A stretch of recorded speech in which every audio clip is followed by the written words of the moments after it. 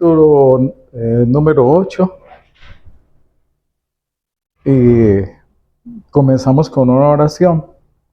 Amantísimo Padre Celestial, gracias por este día, gracias por la oportunidad que nos das de venir aquí, Señor, a edificarnos en tu palabra, Señor, a deleitarnos en tu presencia, Señor, y a glorificarte en este día, Señor.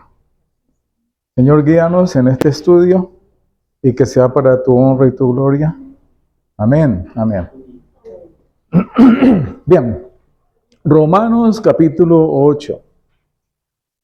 Considerado por la mayoría de eruditos de la Biblia como el capítulo más importante de la Biblia. Capítulo más importante de la Biblia, según muchos eruditos. Considerado por muchos como el monte Everest de el Evangelio de Pablo, de la Epístola de los Romanos, como el pináculo o al punto más alto de toda la exposición que Pablo ha venido haciendo acerca en el libro de los Romanos. De modo que vamos a dedicar, no sé, por ahí unos 2 o 3 domingos a este capítulo, porque en realidad es tan importante para nosotros los cristianos y en realidad ha transformado la vida de muchas personas, como lo ha sido también el libro de los Romanos, que ha transformado tanto la vida de muchas personas, incluida la mía, que cuando leí Romanos realmente me transformó muchísimo y me está transformando todavía para la gloria de Dios.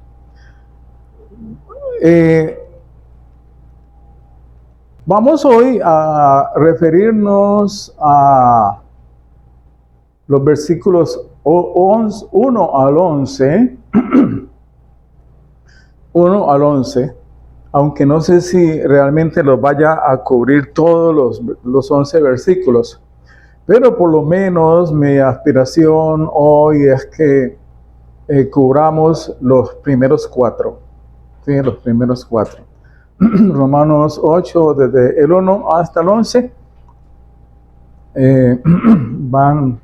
vamos a tener las Biblias abiertas porque al principio vamos a hacer como unos cuantos comentarios acerca de todo el Evangelio de los Romanos. Esta es la palabra de nuestro Señor, palabra infalible, inerrante, sin error, palabra eterna. Amén. Por tanto, ahora no hay condenación para los que están en Cristo Jesús, los que no andan conforme a la carne, sino conforme al Espíritu. Porque la ley del Espíritu de vida en Cristo Jesús te ha libertado de la ley del pecado y de la muerte. Pues, lo que la ley no pudo hacer, ya que era débil por causa de la carne, Dios lo hizo, enviando a su propio Hijo en semejanza de carne de pecado y como ofrenda por el pecado. Condenó al pecado en la carne para que el requisito de la ley se cumpliera en nosotros, que no andamos conforme a la carne, sino conforme al Espíritu. Porque los que viven conforme a la carne ponen la mente en las cosas de la carne, pero los que viven conforme al Espíritu, en las cosas del Espíritu. Porque la mente puesta en la carne es muerte, pero la mente puesta en el Espíritu es vida y paz. La mente puesta en la carne es enemiga de Dios, porque no se sujeta a la ley de Dios, pues ni siquiera puede hacerlo. Y los que están en la carne no pueden agradar a Dios. Sin embargo, ustedes no están en la carne, sino en el Espíritu. Si en verdad el Espíritu de Dios habita en ustedes. Pero si alguien no tiene el Espíritu de Cristo, el tal no es de él. Y si Cristo está en ustedes, aunque el cuerpo esté muerto a causa del pecado, sin embargo el Espíritu está vivo a causa de la justicia. Pero si el Espíritu de aquel que resucitó a Jesús de entre los muertos habita en ustedes, el mismo que resucitó a Cristo Jesús de entre los muertos, también dará vida a sus cuerpos mortales por medio de su Espíritu que habita en ustedes. Que Dios bendiga su palabra. Amén. Bien, comenzamos con el versículo 1.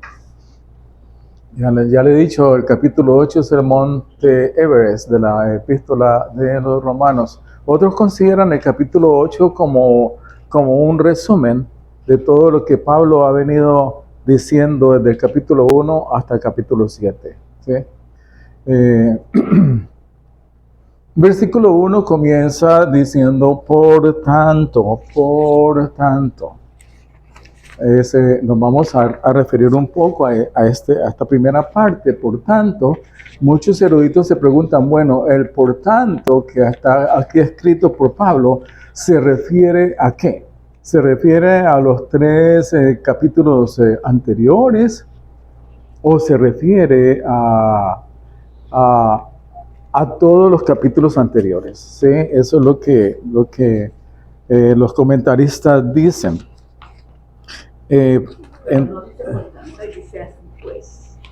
Así pues, por tanto. Es que es otra versión de la que él está leyendo. Así pues, y por tanto, yo creo que es lo mismo. Dice ahora pues. O ahora pues, sí, o ahora pues. Aquí dice por consiguiente, vea, en esta otra versión. Por consiguiente, que es la versión de la Reina Valera. Pero nosotros nos basamos sobre todo en la versión de la Nueva Biblia de las Américas, o la Biblia de las Américas, que se considera que es como la versión un poco más actualizada y más fiel a la escritura, ¿sí? Así como la New Standard Version en inglés es la que nosotros leemos, porque se considera, y es la que usamos en toda la iglesia, se considera que es la más fidedigna en cuanto a las escrituras. La ESV, English Standard Version. No, esa es una traducción independiente. Sí, sí. Ahora, todas las traducciones recogen en cierta parte todo lo que se ha dicho, como la de King James, que es la máxima y más importante versión de la Biblia en el inglés, ¿sí? Y es la que ha permanecido por muchos años. El problema con la King James es ahora los términos que usa, porque hay muchos términos que se usan porque vienen desde hace como 400 años o 300 años, algo así. Bien, dice entonces, por tanto. ¿A qué se refiere entonces Pablo aquí? Por tanto, por consiguiente, así pues, entonces es un enlace que él hace ahí, ¿sí? Por tanto, ahora no hay condenación para los que están en Cristo Jesús, los que no andan conforme a la carne, sino conforme al Espíritu. Bueno, hay unos que dicen que Pablo se está remontando a la sección 1, capítulo 1, 18 a 3 al 20. Esta parte de Romanos 1, capítulo 1, 18 al 3, 20, es una parte que nos habla de condenación. Esencialmente eso, condenación. ¿Sí? Es una exposición devastadora para todos nosotros. Es decir, cuando nosotros la estudiamos y la leemos por primera vez, nos deja muy, pero muy, muy mal. ¿Sí? Exposición devastadora que Pablo hace de la culpa humana y el pecado universal. Culpa humana y el pecado universal. Acuérdense que en el capítulo 1, desde el versículo 18, el versículo 18 comienza diciendo que la ira de Dios se ha manifestado, se revela desde el cielo contra toda impiedad e injusticia. ¿Sí? Desde ahí comienza esa ira de Dios, ¿sí? A aquellos que restringen la verdad. Entonces luego Pablo presenta en toda esa mitad de ese capítulo todo lo que son los pecados del hombre, ¿sí? Que si nosotros lo leemos, pues uno dice, oh, parece que todos los que hay aquí yo los he cometido, o los estoy cometiendo. Y queda uno, pero bien aburrido, bien aburrido. Bueno, entonces, pero después de eso, Pablo no para ahí, porque luego en el capítulo 2, ahí dije Dios, en el capítulo 2, en la primera mitad de ese capítulo 2, lo que Pablo aquí nos dice es, y nos da como una introducción a lo que va a ser el juicio final.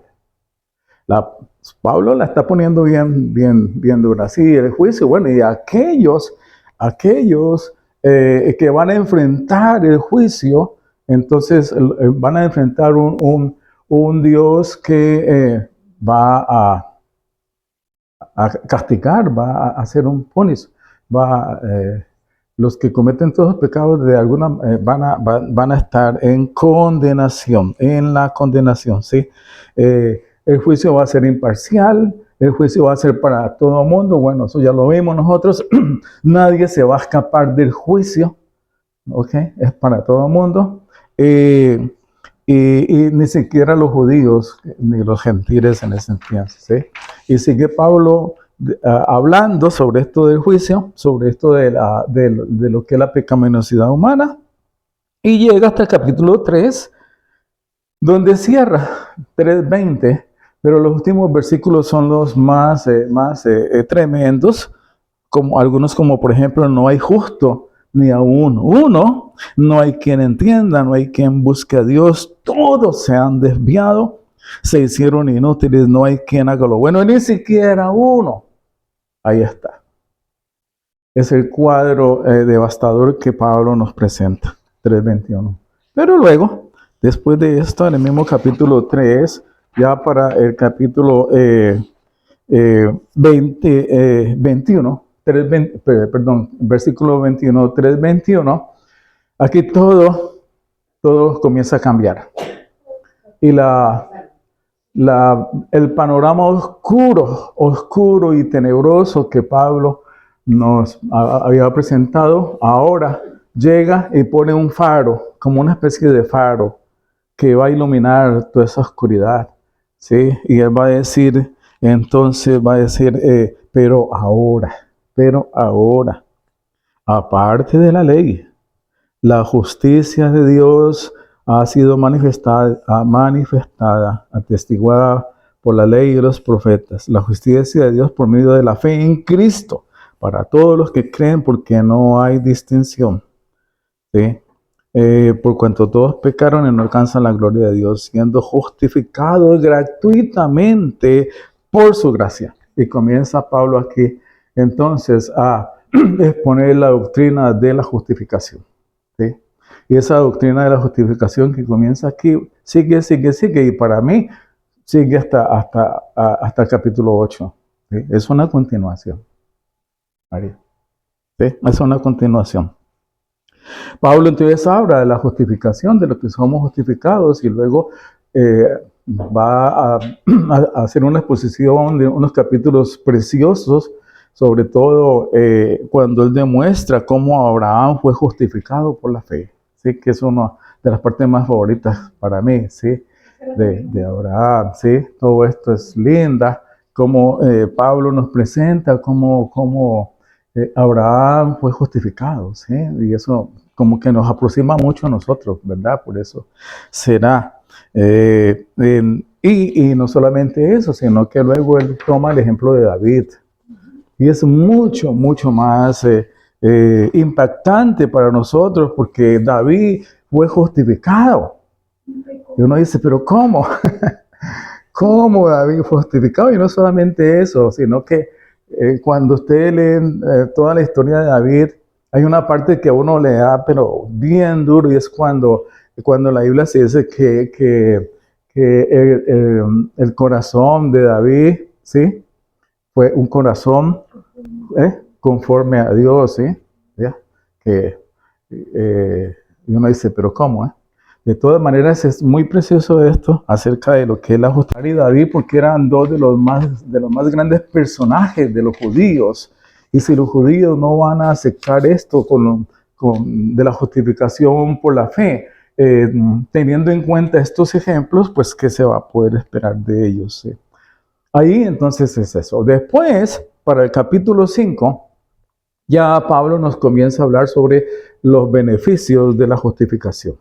Los beneficios de esa justificación, los beneficios acerca de que ya no somos enemigos de Dios, tenemos paz con Dios, tenemos una comunicación directa con Dios, tenemos la salvación, ya el sufrimiento, todos los problemas que tenemos son para nuestra edificación y no para nuestra destrucción, porque esos problemas son problemas donde Dios está obrando, no el demonio. Porque cuando tenemos problemas y es el demonio que está obrando en nosotros, pues es para destrucción nuestra. ¿Sí? Pero nosotros como cristianos, los problemas que tenemos no son para destrucción nuestra, son para bendición nuestra, para crecimiento nuestro, para carácter, para fe, para todo esto. ¿Sí? Está eso. Después viene Pablo, comienza a explicar la justificación de otra manera. La va a explicar en unión con Adán. ¿Sí? Entonces ahí se comienza lo que es la doctrina del pecado original, que es tan importante para nosotros. Todo esto, Adán y Cristo, nosotros estamos unidos. Cuando nacemos estamos unidos a Adán, ¿sí? Y luego con la justificación vamos a estar unidos a Cristo. Y comienza esto, y todo esto del pecado original nos lleva a ¿qué? A decir, bueno, si nosotros estamos completamente inhabilitados para acercarnos a Dios, entonces ¿cómo lo hacemos? Entonces ahí presenta la doctrina de la gracia. La gracia. ¿Sí? Somos salvos por gracia, no por mérito, no por obras, no, absolutamente por ningún esfuerzo humano, por gracia, ¿sí? Por gracia. Porque todos estábamos condenados, absolutamente todos, toda la raza humana estaba condenada. Dios podía sencillamente no hacer nada, ¿sí? Y mandar a la destrucción a todo el mundo. Pero la pregunta es, Señor, ¿quién soy yo que me salvaste? ¿Quién soy yo? ¿Qué méritos tengo yo para que tú te acuerdes de mí y me llames por mi nombre y me des la justificación y me llames y me transformes y me hagas nacer de nuevo y me regeneres? ¿Quién soy yo? ¿Ya? Esa es la manera en que uno enfoca todo esto. Entre millones de personas, bueno, nosotros no nos gusta hacer números ni nada de eso, porque uno no sabe, pero entre miles de personas que están condenadas, porque soy yo. Entonces, lo único que nosotros podemos hacer es decir, gracias Padre, gracias Señor. Nada, no merecía absolutamente nada, pero por tu misericordia y tu gracia y tu bondad, tú me has transformado. ¿Sí? Y comienza Pablo a continuar aquí lo que es la unión con Adán y luego la unión con Cristo. Esto de la unión con Cristo es una doctrina esencial para el cristianismo, la unión con Cristo, ¿sí? Y es unas cosas, por ejemplo, yo como cristiano, es unas cosas que apenas vine a oír después, a lo último, no al principio. Sí, ya después de llevar muchos años en el cristianismo fue que me vine a dar cuenta y a entender lo que es la unión con Cristo. No me habían hablado de eso, sencillamente, no sé, ya después cuando comencé a estudiar. Sí, yo siempre he estado en la iglesia presbiteriana. Es una doctrina fundamental. Sí, Pero la pentecostal nunca me lo enseñaron. sí. No, sí, lo que pasa es que yo estaba en una iglesia presbiteriana que no era reformada, sino una iglesia presbiteriana que que es diferente. Sí, sí, es diferente. Es una iglesia diferente, sí. La gran diferencia se llama presbiteriana por el sistema de gobierno, ¿sí? Estamos regidos por los presbíteros, los presbiterianos, ¿sí? Pero la gran diferencia, la iglesia que yo pertenecí por muchos años se llama Iglesia Cumberland Presbyterian Church. Cumberland Presbyterian Church. Nació en Tennessee, ¿sí? Y ahí estuve muchos años. Y entonces llegué a ser, pertenecer al board, al director de eso, ¿sí? Entonces, pero tuve, gracias a Dios, un pastor dentro de la misma iglesia, que luego hablaba conmigo como aparte, ¿sí? Y decía, es que esto, ¿sí? Bien, y él fue el que gracias a Dios me llevó a la iglesia reformada. Bien, entonces, esa unión con Cristo comienza a ser vital para la doctrina de Pablo y para nosotros los cristianos, y esa unión con Cristo entonces nos lleva primero a que estemos muertos al pecado. Acuérdense que cuando nosotros hablamos de lo que es la justificación, decíamos que Dios nos justifica, Dios entonces imputa todos nuestros pecados a la obra de Cristo, pero que también Dios nos une a Cristo. Nos une a Cristo. Ya Cristo vive en nosotros. Somos transformados, somos regenerados, somos un nuevo hombre. Somos una nueva mujer, un nuevo hombre, regenerado completamente, y por esa razón nosotros morimos al pecado, que es lo que plantea ya Pablo en el capítulo 6, muertos al pecado. No hay manera en que el cristiano acepte el pecado, no hay ni pecado ni pequeño, ni grande, ni nada, todos son pecados, ¿sí? No se acepta el pecado, ¿sí?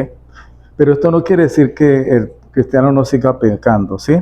Y luego, después de eso, en el capítulo 7, Pablo da un nuevo ejemplo acerca de lo que es la ley y el cristiano, y ese ejemplo lo hace en cuanto a el matrimonio, ¿sí?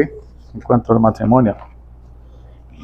Y bien, y finalmente estamos ya a final del capítulo 7, donde Pablo dice lo que es la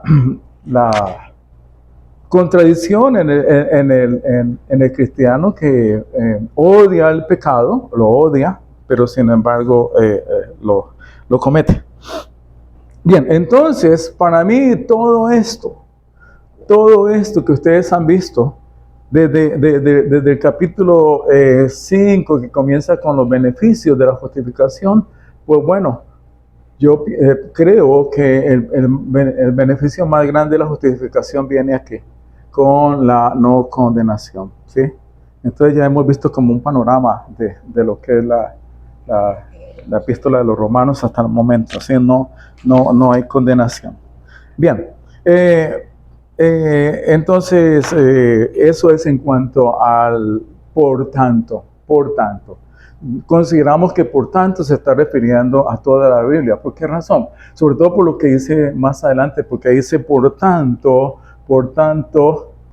¿qué? Por tanto, what? Por tanto, ahora no hay condenación. Ahora no hay condenación. ¿Sí? No hay ninguna condenación. No hay. Todo lo que Pablo decía anteriormente, condenación, ahora no hay condenación. ¿Sí? No hay condenación. No hay condenación. Esto es sorprendente. Esto es, hermanos, hermanas, tenemos que amar este versículo. No hay condenación. Dios no tiene nada contra nosotros cuando hemos sido salvos, cuando hemos sido justificados. No encuentra ninguna falta en nosotros. Somos nosotros los que seguimos recordando las faltas. Somos nosotros con la psicología de la misma carne nuestra que nos hace siempre regresar a las cosas de atrás, ¿no? Pero Dios no encuentra ninguna falta en nosotros, nada por lo cual pueda castigarnos. Nada. No hay condenación. Y escribí aquí esto. Hermanos, hermanas, ya no existe. Ya no existe. Nunca más para nosotros los cristianos. Ya no existe nunca más. ¿Y por qué razón insisto en esto? Porque los cristianos insisten es en esto. Temporal. Y es una carga que se lleva que precisamente una atadura dentro de Y esa carga está en la culpabilidad. sí, Entonces, si Cristo nos perdonó del pecado y de la culpa, sí. ¿por qué no podemos aceptarlo? Es ¿Por un qué? ejercicio de fe. Para eso se debe tener fe.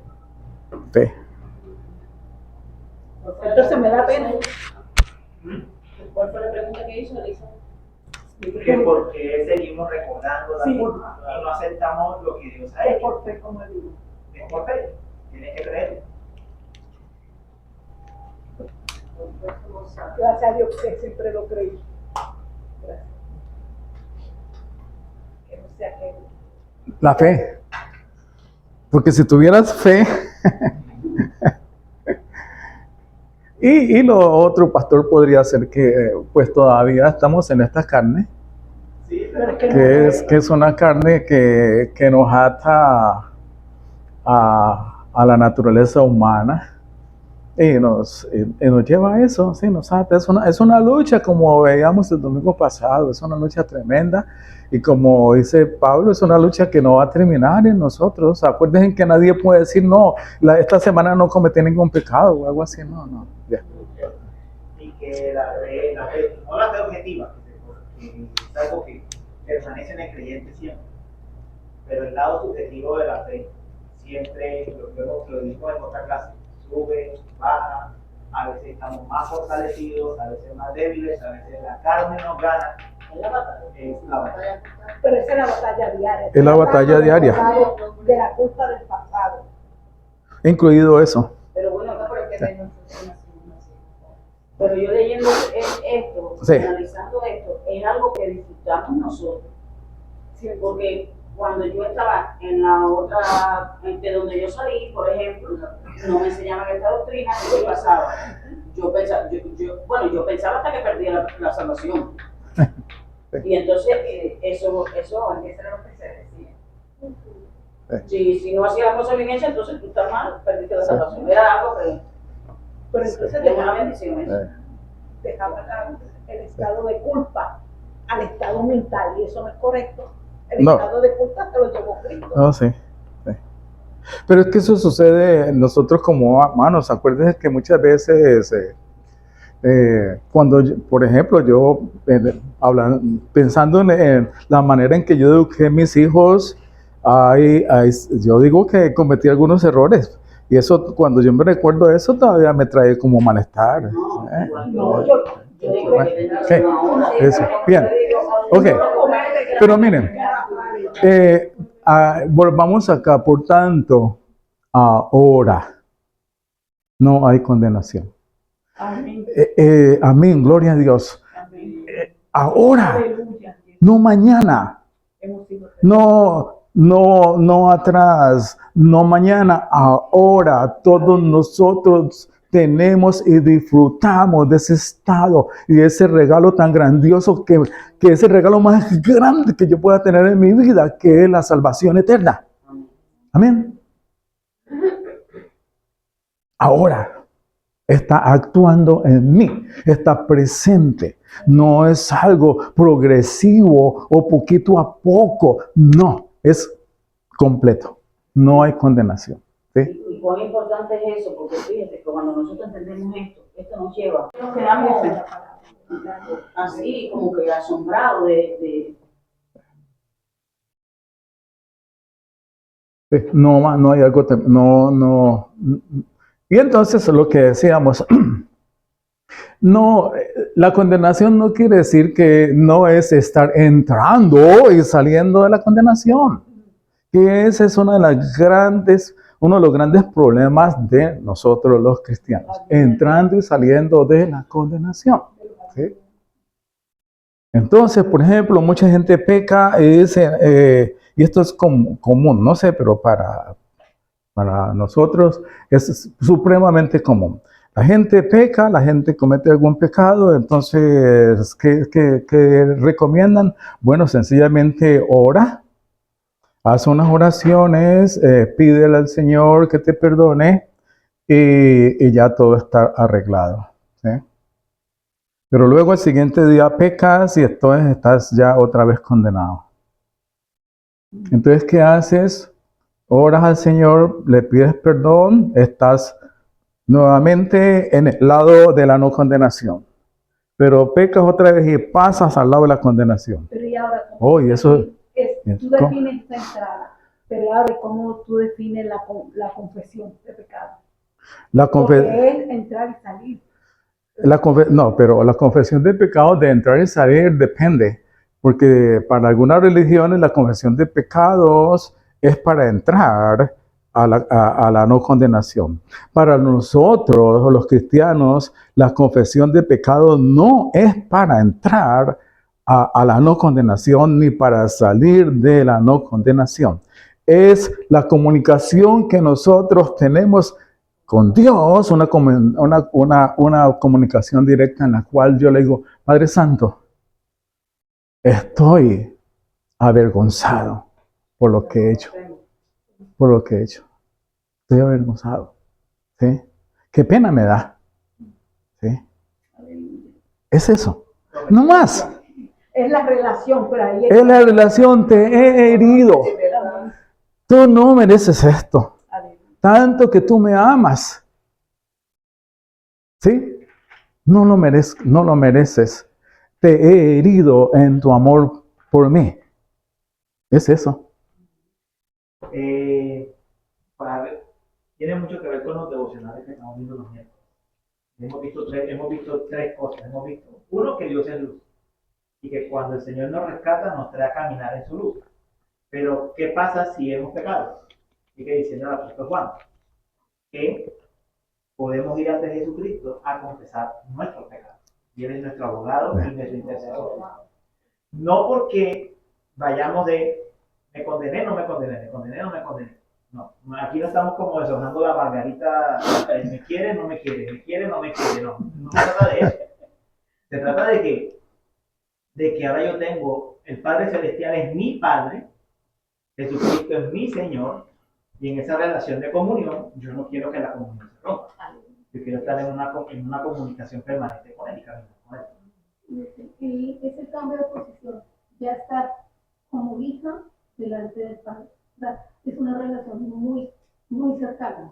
Cuando yo me acerco a mi papá o a mi mamá, es una relación que hay temor, hay reverencia, pero también hay una disposición completa ante él.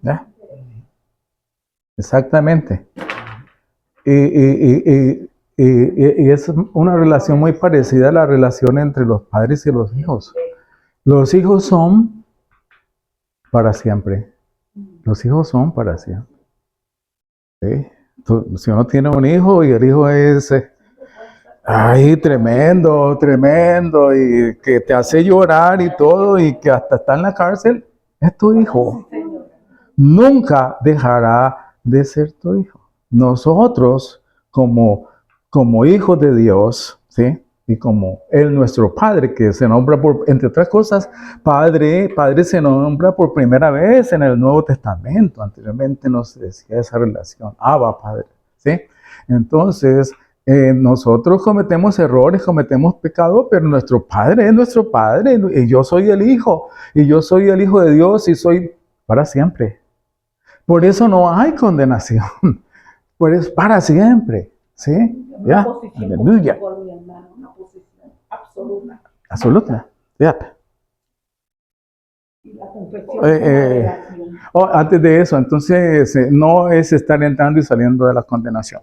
Y hay algunas religiones que hacen demasiadamente énfasis en eso. ¿Sí?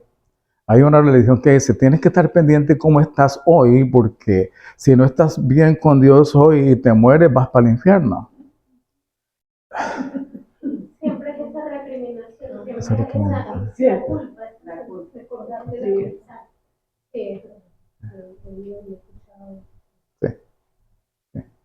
Y entonces, sencillamente, bueno, voy a decir esto. Sencillamente, esta religión utiliza esta doctrina con el objetivo de manipularte. Manipularte. No hay libertad en ti. Al contrario, es una religión que va a esclavizarte y va a dar la oportunidad para que hombres te esclavicen, te controlen y hagan contigo y te envíen al infierno de una vez. Qué pena. Sí, porque se preparan Bueno, para no digo qué pena, porque Jesucristo dice lo mismo. Jesucristo dice lo mismo, sus palabras. ¿Eh? Hay religiones que te llevan a el infierno. ¿Eh? Entonces es eso. ¿Sí? Ustedes saben muchas religiones que son grandes, miles de personas que entonces están entrando y saliendo de la condenación, entrando al infierno y al día siguiente entrando al cielo. Bien, ¿qué pasa si se nos olvida que ya no hay condenación? ¿Qué pasa? Primero, se siente dolor, se siente culpa y se siente indignación. No entiendo la pregunta de los ¿Qué pasa si nosotros como cristianos olvidamos que no perdemos la condenación? O sea, quiere decir que vivimos como expresando que no hay ninguna condenación que me acuse ante Dios. Que hay condenación. En otras palabras, ¿cómo vivían todos aquellos de ustedes que pensaban que entraban y salían? Bueno, sí. Ujú. ¿Cómo se sentirían? Porque queríamos Ya. hacerlo, pero no podíamos. Y entonces, Sí. Es decir, que vive bajo la presión de entrar y salir. Ese- Ah, sí, ok, sí. ahora sí lo entiendo. ¿qué pasa con eso? Si nosotros no tenemos presente el versículo número 1, por tanto, ahora no hay condenación. ¿Qué pasa si nos presionan mucho o en el caso bueno, primero, dolor, culpa e indignación, ¿sí? Aquí voy a traer nuevamente las palabras de Lutero. Acuérdense al principio cuando comenzábamos de ese Martín Lutero, que era un monje alemán, ¿sí? A él se le había enseñado y se le exigía que viviera una vida justa para ser salvo, ¿sí? Por tal razón, por eso él había llegado a odiar a Dios. Martín Lutero, el monje. En primer lugar, él dice, en primer lugar yo había llegado a odiar a Dios por exigirme algo que no podía hacer. ¿Sí?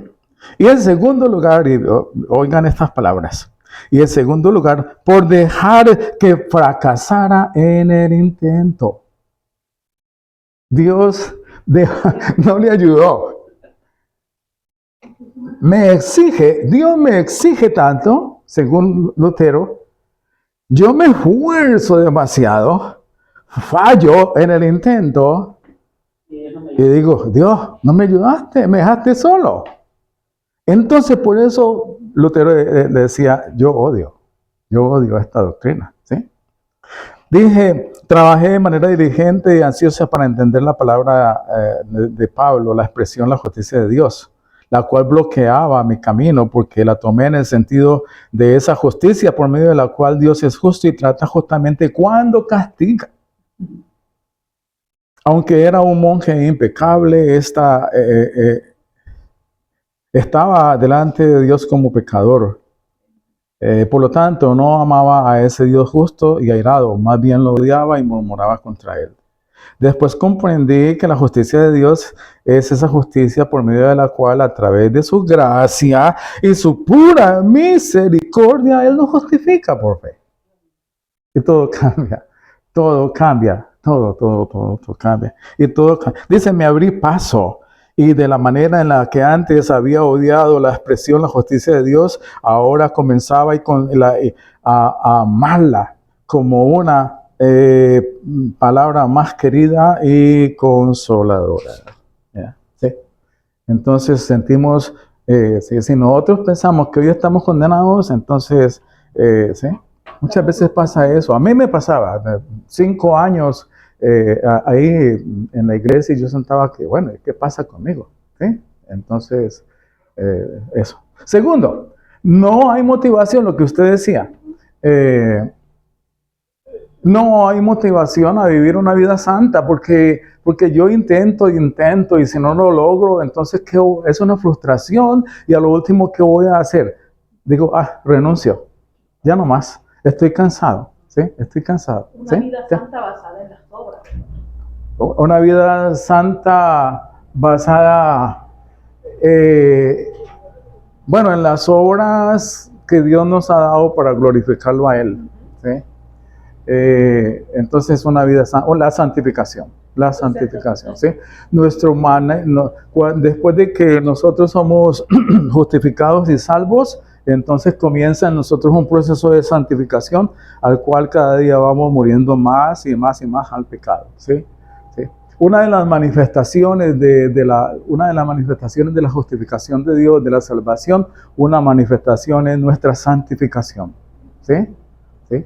Por eso es que Pablo anteriormente decía, bueno, y entonces si estamos salvos, ¿vamos a seguir pecando? Porque la gracia y todo eso. Dice, no, de ninguna manera. Número 3, actuamos por medio, lo que decían ustedes, actuamos por miedo y obligación, no por amor y gratitud. Servir. Placer. Amén. Actuamos por miedo y obligación. Vamos a la iglesia por obligación. ¿Sí? ¿Sí? No porque nos nazca. Hacemos una obra por obligación. 10 minutos. ¿Sí? Para cumplir. No por amor y gratitud.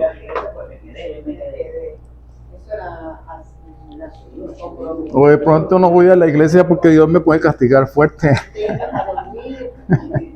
Lo peor de todo es que ese miedo y esa obligación, cuando ya hace parte de la persona, ya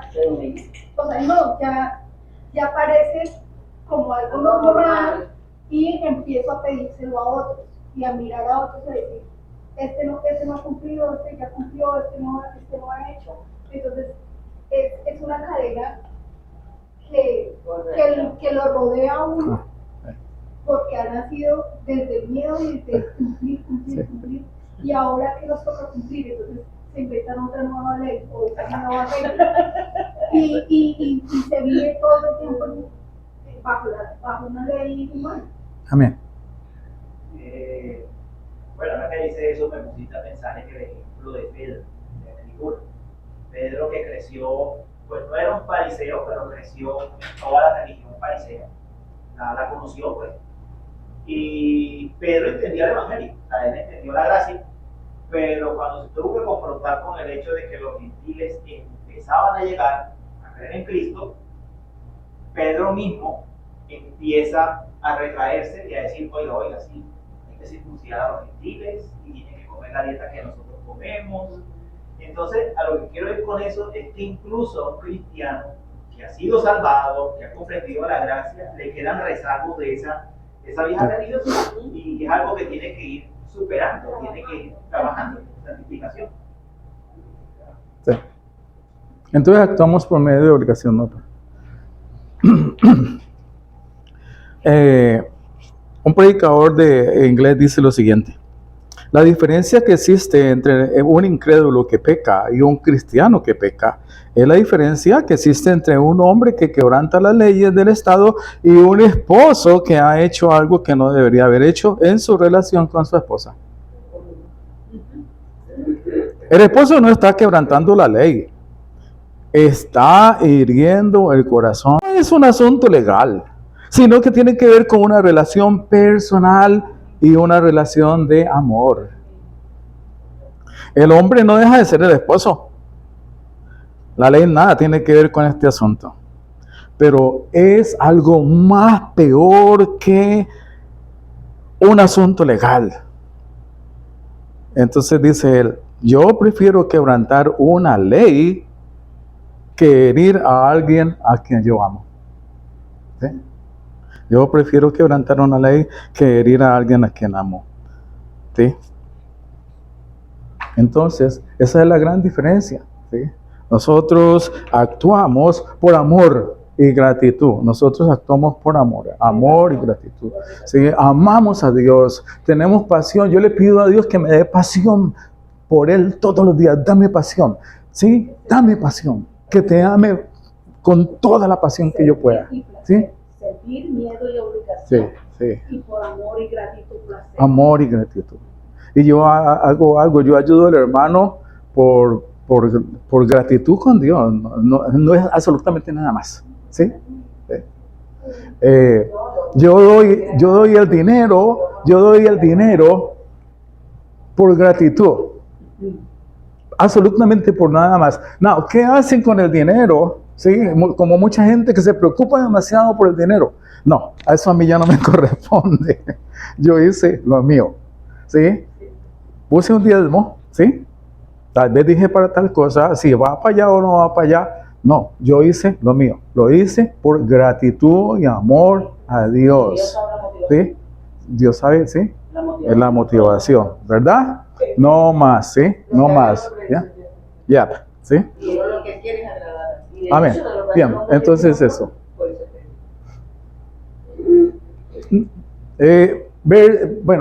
Ok, ahí terminamos con el versículo número 1. Ya. Ahí, entonces, en la próxima clase vemos el versículo. Ya. Ya.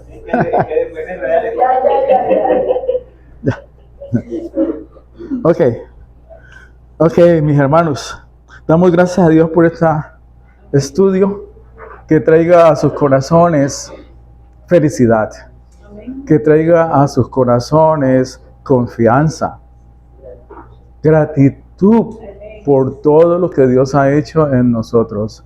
No hay condenación de ninguna, solamente hay vida eterna. ¿Puede orar, pastor? Orar por nosotros.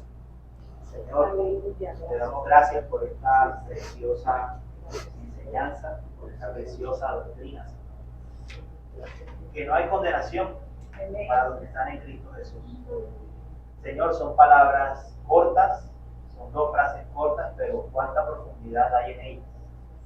Nosotros te pedimos, Señor, que podamos vivir en la libertad que tú nos contraste, de no condenación, y no volver al yugo de la esclavitud, Señor. No volver al yugo de la culpa, del miedo, del terror.